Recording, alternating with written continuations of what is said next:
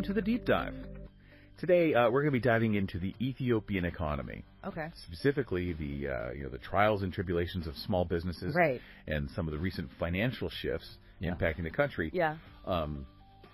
We've got some insightful research and articles to unpack. Okay. So get ready for a journey through the heart of Addis Ababa. What we're going to uncover, I think, is a multi-layered story. Okay. One where, economic indicators intersect with the lives of everyday people. Right. It's fascinating, really. Yeah, absolutely. Yeah. So let's start with this agenda article. Okay. It paints a pretty sobering picture of the challenges that small businesses are facing in Ethiopia right now. It really does. No. It does. The article highlights what it calls a trifecta of trouble. Okay. The lingering impacts of the COVID-19 pandemic, the conflict in the Tigray region, and the rise of armed groups. Right. And this combination has created a climate of instability.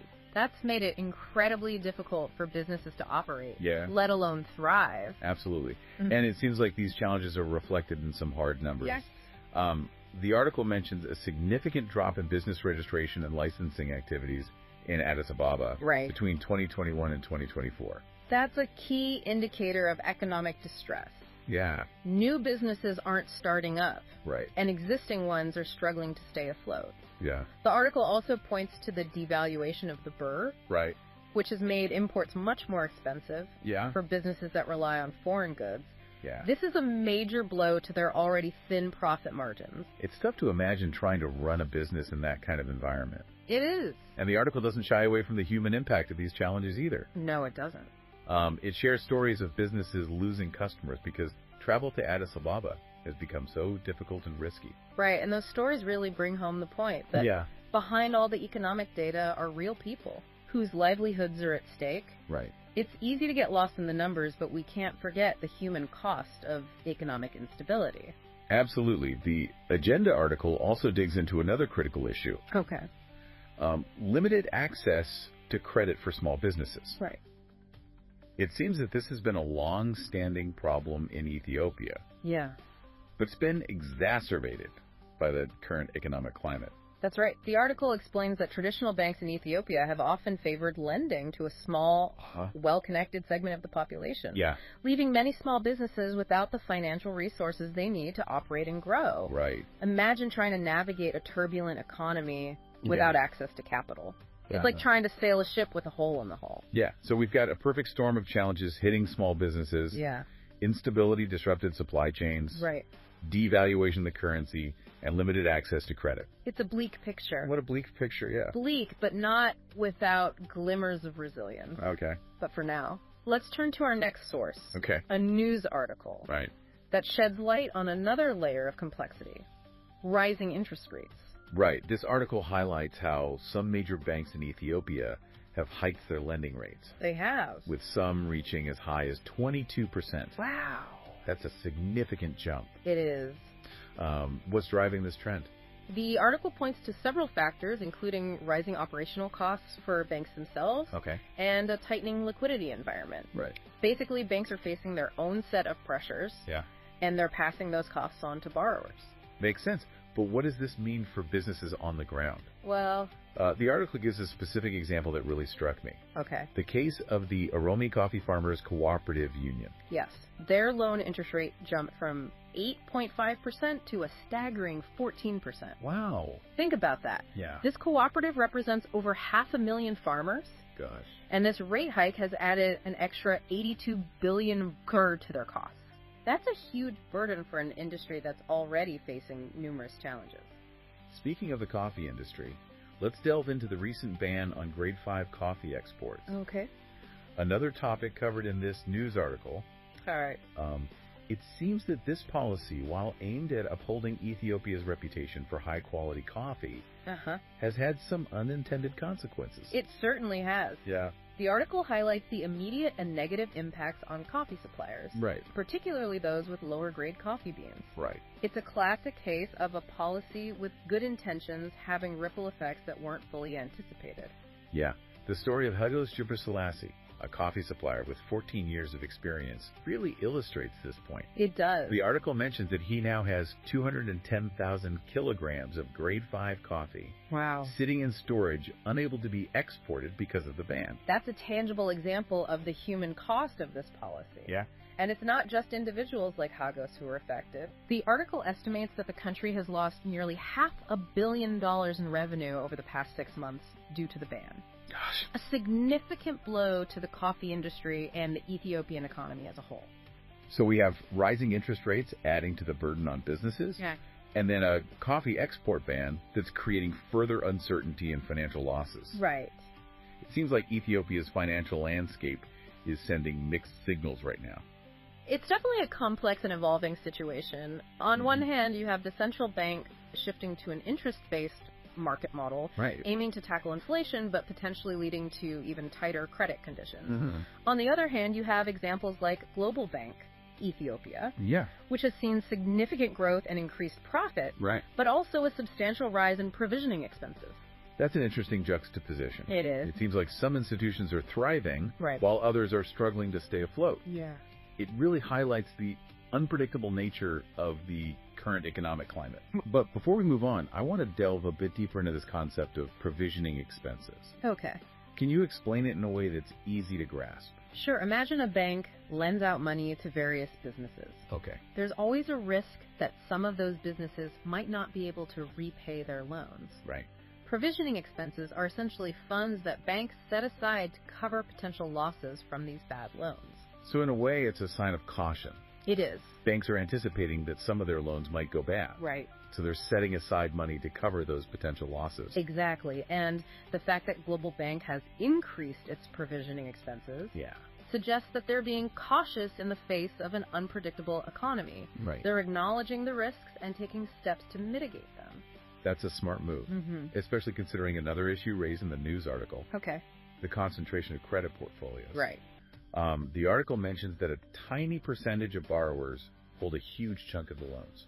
That's right. Just 0.5% of borrowers hold nearly 3/4 of all loans. Wow. This concentration of credit in the hands of a few could potentially impact financial stability. Yeah. If those borrowers face difficulties, it's a vulnerability that needs to be carefully monitored. So we've got economic hardships hitting small businesses from multiple angles. Yeah. Rising interest rates, adding to the burden. Right. The coffee export ban, creating further uncertainty.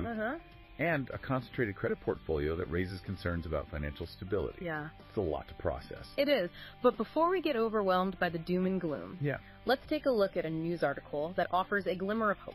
Okay. A sign that policymakers are aware of the challenges and are taking steps to mitigate the negative impact. Okay.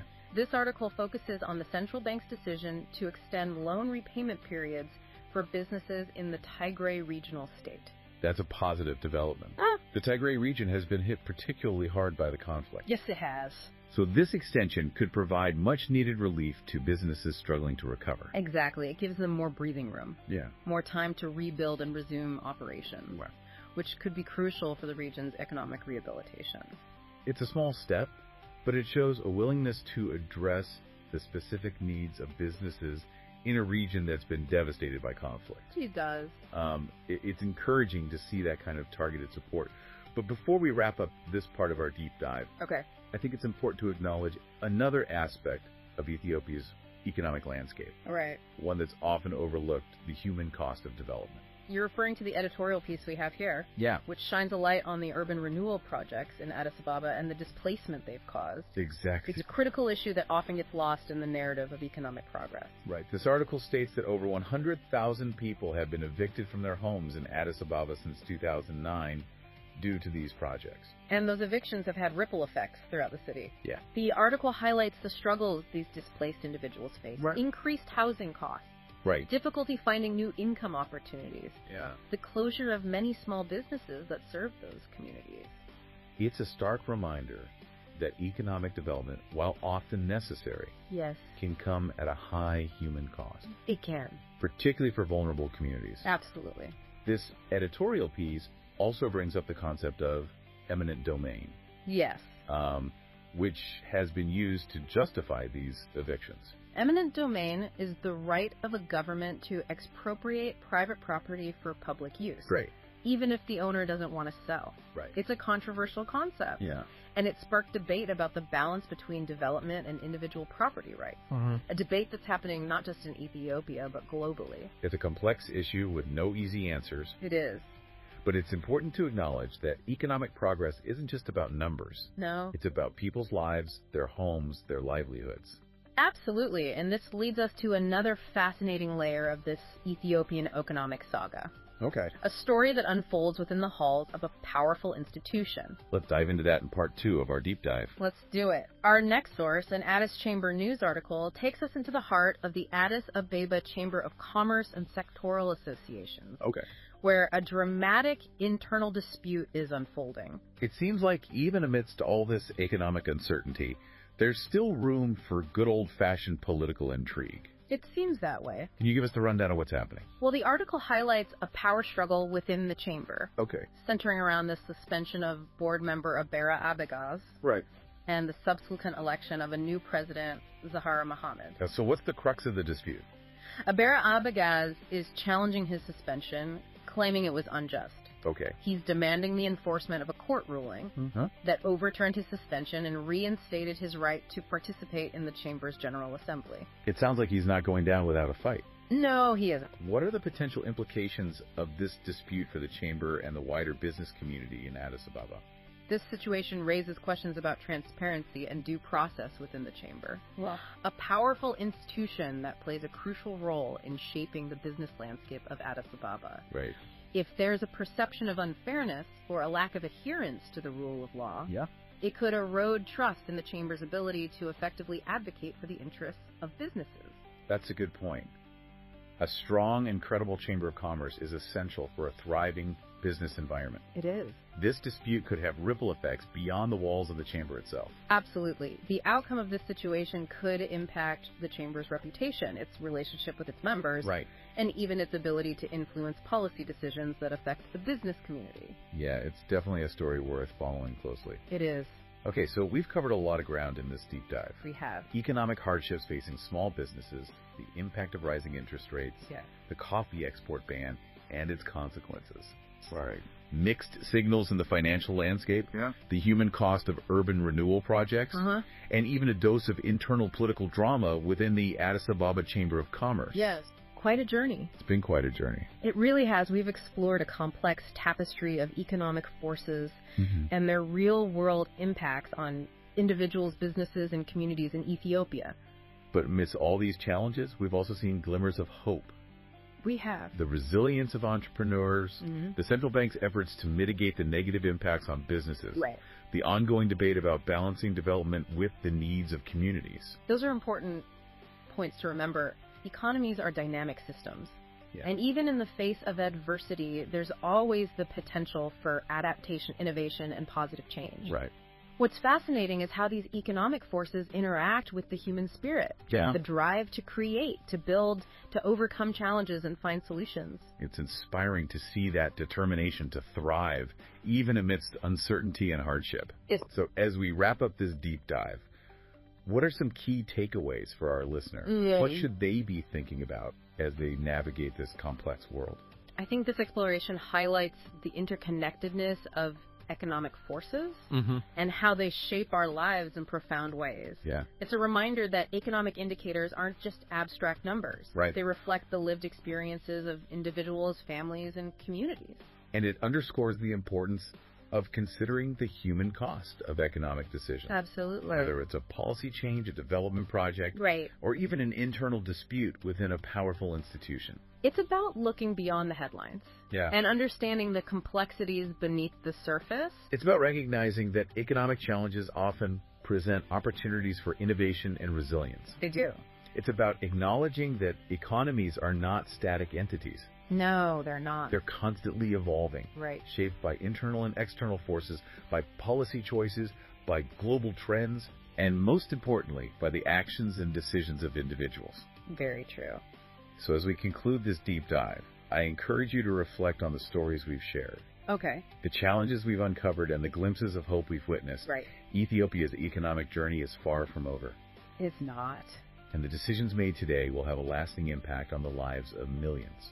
It's a reminder that we're all, a part of this intricate web of economic forces. Yeah. And our choices, both big and small, contribute to shaping the future. It's a call to action, really. It is. To engage with these issues, to understand the complexities, and to advocate for solutions that promote inclusive and sustainable economic growth.